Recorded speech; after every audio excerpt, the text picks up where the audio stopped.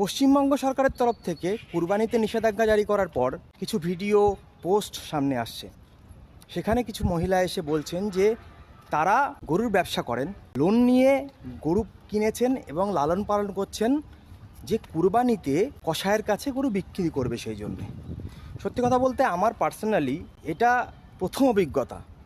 প্রথমবার আমি দেখছি যে কোনো হিন্দু গরু পুষছে কুরবানির জন্যে গরু বিক্রি করতে।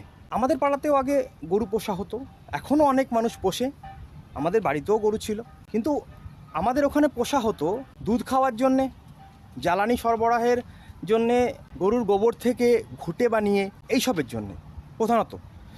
কোনোদিনও বিক্রি করার জন্যে কিংবা কুরবানির জন্যে বিক্রি করার জন্যে আমাদের ওখানে গরু কেউ পোষেনি, আমার নজরে আজ পর্যন্ত পড়েনি। মানে যত দেখছি তত অবাক হচ্ছি যে আমরা হিন্দুরা টাকার জন্যে কত কিছু করতে পারি।